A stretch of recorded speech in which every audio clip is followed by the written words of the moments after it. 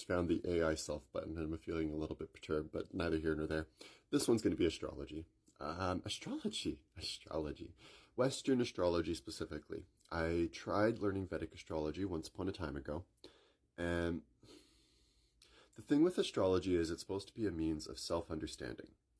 And Vedic astrology, I don't relate to. And it could just be some of the interpretations I read. It could be the methodology that I'm using. But I have not found a personal relation and correlation to it, at least not in a level that I can perceive myself.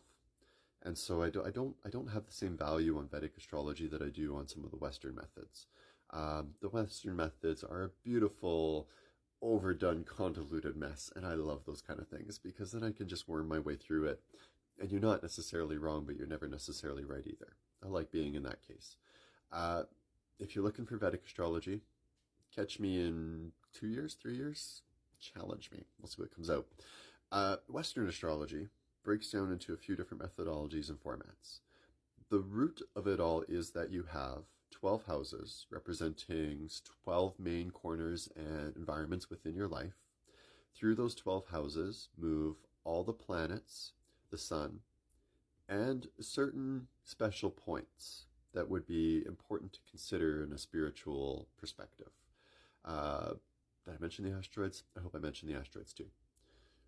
Each one of these things is given an interpretation. The sun, the consciousness, the moon, the subconsciousness, Mercury, the personal communication, Venus, the personal emotion, Mars, the personal efforts in working through the universe, Jupiter, the soft-hearted teacher that wants to make you magical, Saturn, the hard-hearted teacher that wants to make you the best that you can be, Uranus, making you more aware of your connection intellectually with the community as you are part of a social construct and a communal culture, Neptune, helping you to realize that you have emotions that share between yourself and others, such as family structures, social structures, work structures, all those things that expand into a larger formation of self. And Pluto, which has to dig into everything like a little dick and remind you all that there is shadows in all the things that you're doing. Nobody is perfect, and you're all going to die. Chiron, the healing asteroid, very, very important to me. Then there's a whole bunch of others, which are really fun for personal representations. A lot of them are named after goddesses and gods and the wives of gods, and it helps you to kind of get a sense of what their terminology or, their effect is based upon the terminology applied to them. And that's where you start to key into the secret behind all astrology. It's all just based on our own interpretations. What we're creating here is a clock system that we can then identify and understand personal traits with ourselves. And when you identify a personal trait, you have a choice. You can either lean into it and become that as fully as you possibly can because you like that trait and you want to be exactly like that person. Or you can go, oh, that's not for me. I'm going to correct myself and go in another direction instead, where I can be not that, but something else.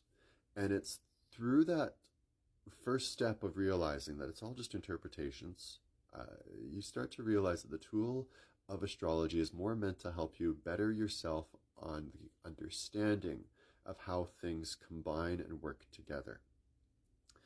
Mercury will be my example for this. When you understand that a Mercury Aries grows themselves through hands-on experiences, and Mercury, thinks themselves and understands their thoughts through hands-on experiences. A Taurus Mercury is more reflective and stubborn and wants to really, really look at it at a distance first. A Gemini Mercury wants to pick it apart like it's a surgery project. A Cancer Mercury wants to really let the feelings know that they are totally understood. The Leo Mercury wants it to be, yeah, it's the coolest, it's the brightest, it's the best ideas because I had this idea.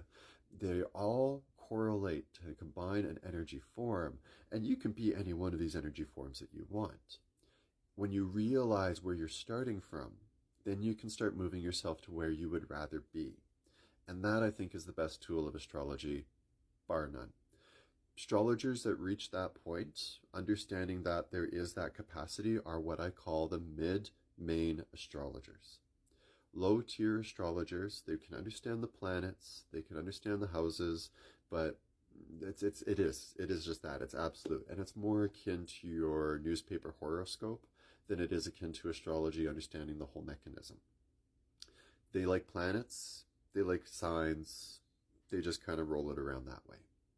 Mid-tier, They like planets, they like houses, they like signs. They might understand the aspects and conjunctions and everything else, but they at least understand the overall tool, whether that be sidereal or Placidius, which then just other variations that they can start to understand that it's different interpretations. Then there are the absolutist astrologers. I like these people. If they're good at it, they're degree astrologers. Every degree has an interpretation, and they are absolute to it. And if you're going to memorize degree astrology, all the power to you.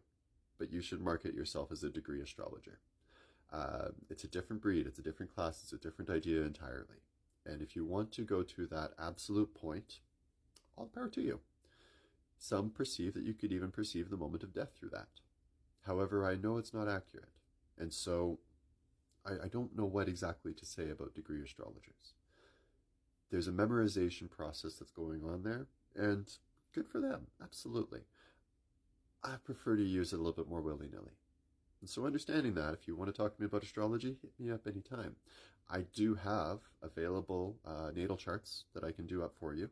That's a copy pasta that I've done up of basic interpretations from my perspective, but then also with personal interpretation of your whole frame, as well as your energy interpretation as well too, based on elemental placements. So hit me up. There's things I can do with astrology for sure.